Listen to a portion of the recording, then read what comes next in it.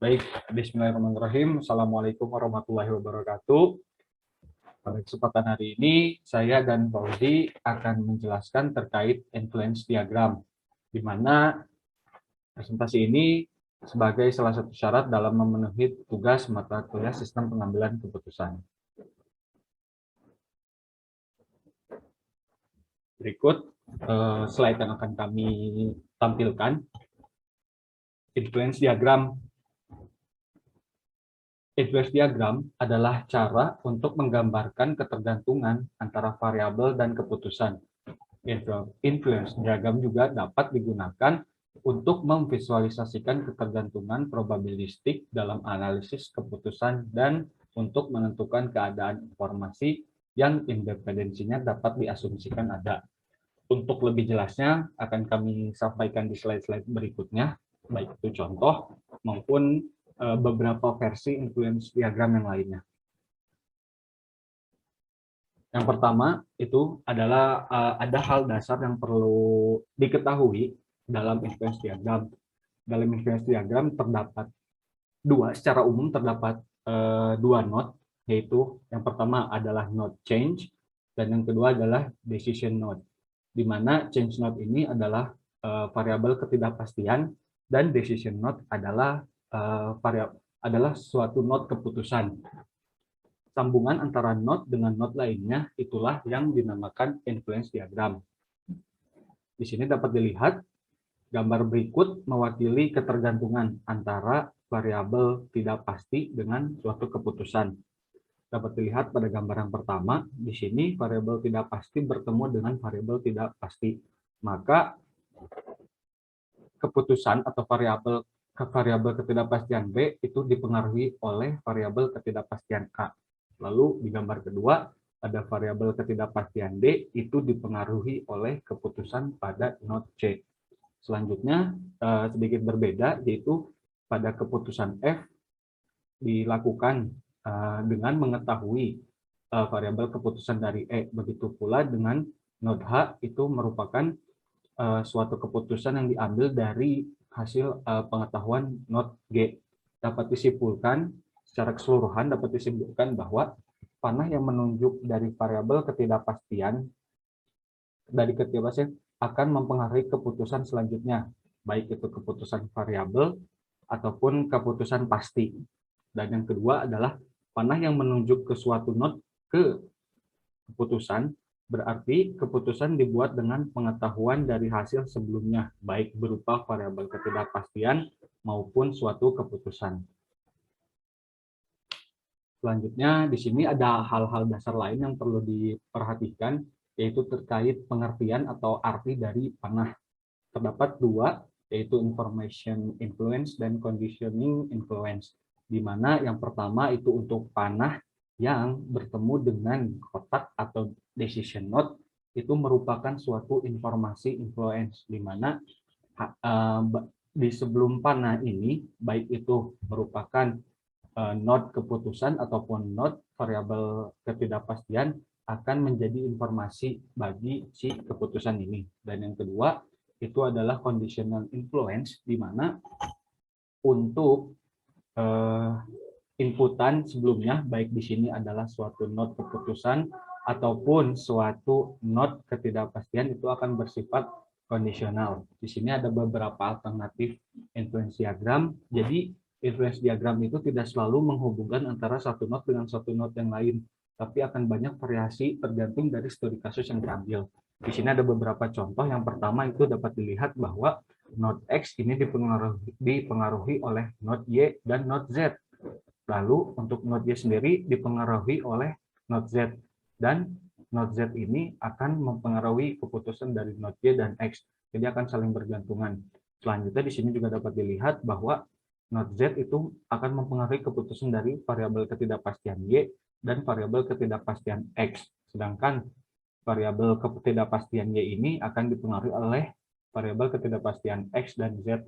Jadi akan sangat banyak variasi yang dapat dilakukan oleh influence diagram ini.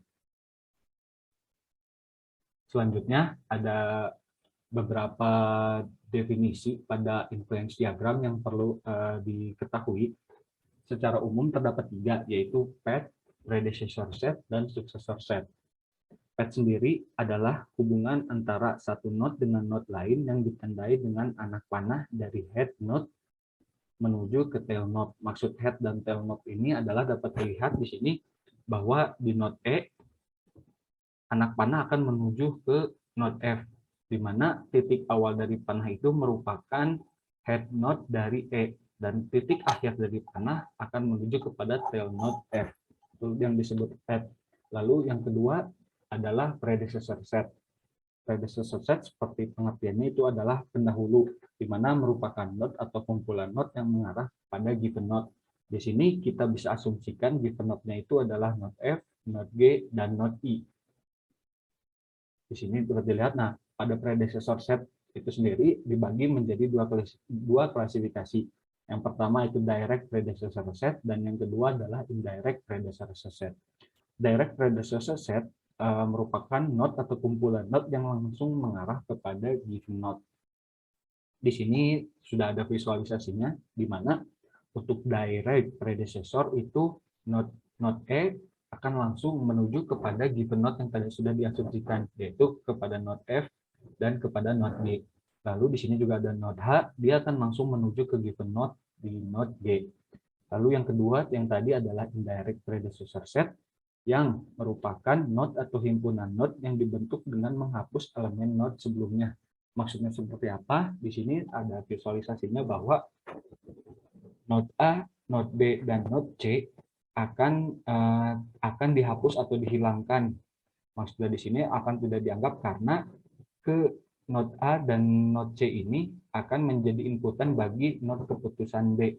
Sehingga apapun hasil yang ada di belakang sini akan dianggap tidak ada, dan node D disinilah yang menjadi inputan untuk masuk nantinya ke given node, itu melalui node E.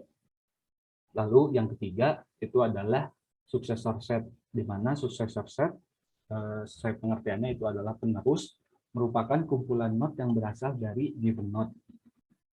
Di sini juga terdapat visualisasinya bahwa dari given node F, G, dan I tadi, dia akan F, G, dan L ya, mohon maaf, di sini dia akan masuk ke node berikutnya, yaitu I, J, dan K. Untuk direct successor set itu sendiri adalah kumpulan node yang berasal langsung dari given node. Dapat dilihat di sini bahwa given node F, G, dan L di sini dia akan langsung masuk ke node I tanpa melalui yang lain.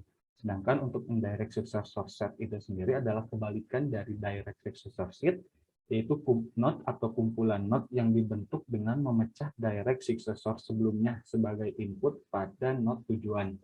Dapat dilihat di sini bahwa inputan dari node given sendiri ini akan dipecah.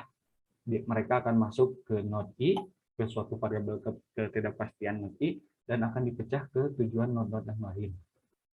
Seperti itu. Nah, di sini terdapat banyak pandangan atau ada beberapa versi lain terkait dengan influence diagram. Untuk selanjutnya akan dijelaskan oleh teman saya, Fauzi.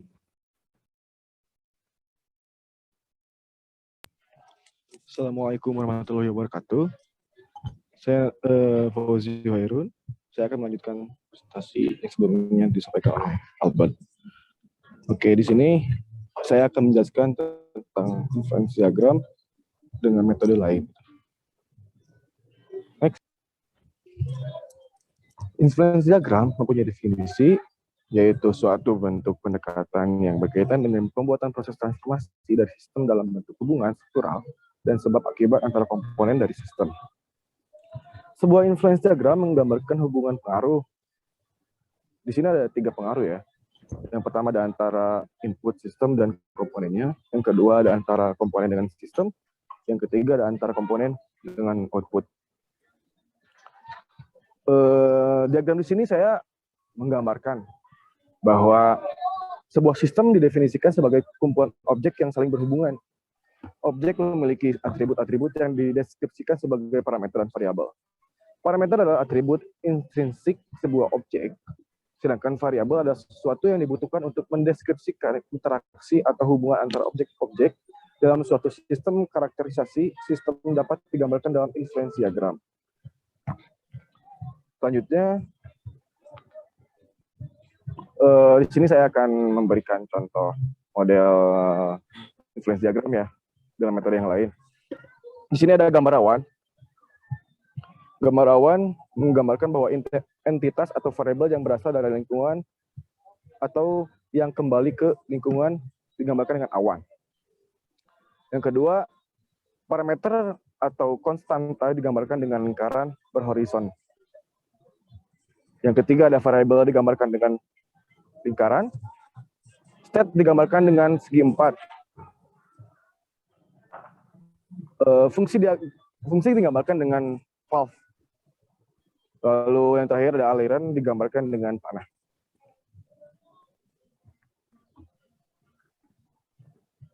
Di sini ada konsep lain, yaitu konsep Eden. Konsep Eden menggambarkan bahwa variabel bebas tidak terkendali digambarkan dengan awan. Lalu variabel bebas input terkendali atau keputusan digambarkan dengan segi 4. Variabel terikat komponen sistem digambarkan dengan lingkaran. Dan variabel terikat output digambarkan dengan oval atau elips.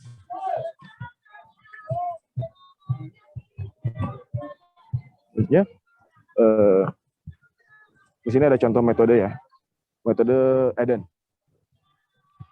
Metode Eden di sini menjelaskan bahwa saling terhubung antara production decision rules itu akan mempengaruhi production rate-nya. Lalu di sini ada production rate akan mempengaruhi finish dari produk tersebut. Lalu dari saya contohkan bahwa order book di sini akan mempengaruhi production rate selanjutnya. Dan production rate akan mempengaruhi raw material yang dihasilkan. Lalu ada purchase decision rules di sini sebagai keputusan akan mempengaruhi raw material purchase yang dihasilkan. Sedangkan raw material purchase yang dihasilkan tersebut akan mempengaruhi raw materials resepnya atau namanya kerangka raw materialnya. Sedangkan supplier lead time di sini akan mempengaruhi raw material resepnya itu sendiri. Lalu di sini ada demand.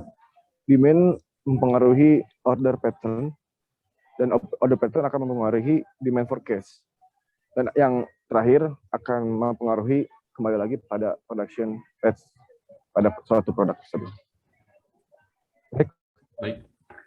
Baik, terima kasih pada Fauzi. Dan di sini terakhir saya akan menjelaskan contoh lain dari influence diagram. Kalau tadi disebutkan bahwa penjelasannya terkait konsep dengan konsep Eden ya. Di sini ada contoh influence diagram lain terkait kasus sederhana, di mana di sini ada kami ambil contoh yaitu suatu perusahaan akan membuat suatu hampers atau bingkisan yang akan dibagikan kepada para anggotanya, di mana di sini dapat dilihat bahwa lingkaran merah di sini merupakan suatu limitasi dan kotak warna hijau di sini adalah suatu decision node. Di sini juga ada beberapa variabel ketidakpastian dari node, dan di sini di lingkaran hijau di sini adalah goal atau tujuan dari pembuatan si hampers ini. Di sini dapat dilihat yang pertama, untuk limitasinya terlebih dahulu terdapat budget hampers dan jumlah hampers, di mana budget di sini sudah ditentukan nilainya berapa, dan di sini juga sudah ada jumlah yang akan dibuat berapa, itu sesuai dengan anggota dari si bagian perusahaan tersebut. Di sini dia akan mempengaruhi, terdapat dua keputusan awal yang bisa dipilih, yaitu pertama, apakah si hampers tersebut akan dibeli sudah jadi sehingga tidak perlu melakukan proses-proses lainnya, atau dengan membuat hampers. Di sini apabila kita mengambil dengan membuat hampers, maka si keputusan ini akan mempengaruhi decision node berikutnya atau variabel ketidakpastian node berikutnya, yaitu isian hampers, di mana isian hampers di sini akan mempengaruhi dari jenis-jenis isian hampers. Jadi isiannya akan ada apa aja. Saat sudah ditentukan jenis-jenis di sini, dia akan mempengaruhi kembali. Yang pertama itu adalah ongkos kirim dari isian hampers, dari biaya akomodasi untuk membeli si isiannya tadi, dan juga biaya per jenis hampers, karena akan biaya dari setiap jenis akan berbeda-beda. Lalu selanjutnya di sini untuk biaya hampers terlebih dahulu, dia akan mempengaruhi total biaya barang. Jadi berapa jumlah dari jenis hampersnya itu dia akan diakumulasikan menjadi total biaya barang. Selanjutnya di sini juga ada jumlah jenis hampers, dia akan mempengaruhi total biaya karena tadi jumlah jenis hampers dengan biaya jenis hamper akan dikalikan dan menghasilkan total biaya barang. Lalu di sini jumlah hampers pun akan mempengaruhi dari ongkos kirim per isian hampers, karena kan tadi isian hampers itu sendiri akan dibeli. Lalu di sini juga akan mempengaruhi jumlah orang untuk melakukan packing. Berapa jumlah jenisnya, berapa kuantiti keseluruhannya itu akan menentukan jumlah orang yang dibutuhkan untuk melakukan packing. Selanjutnya di sini ada biaya packing yang dipengaruhi oleh tadi jumlah jenisnya, termasuk juga dengan jumlah orang untuk melakukan packing. Dan selain itu ada satu lagi inputan, yaitu fee atau biaya yang diberikan kepada orang untuk melakukan packing tersebut. Sehingga nanti hasil akhirnya akan ditemukan total biaya jasa dan total biaya barang. Di sini dia akan menuju kepada not akhir, yaitu hampers yang sudah jadi, hampers yang tadi kan. Selain di situ juga ada tujuan lainnya, yaitu sisa biaya, karena dari budget hampers di sini kita akan menentukan jumlah biayanya, diusahakan untuk seminimal mungkin dengan tujuan hampersnya dipenuhi, seperti itu. Baik, sekian presentasi yang bisa kami sampaikan terkait influence diagram. Terima kasih untuk segala perhatiannya. Kami tutup dengan alhamdulillah. Assalamualaikum warahmatullahi wabarakatuh.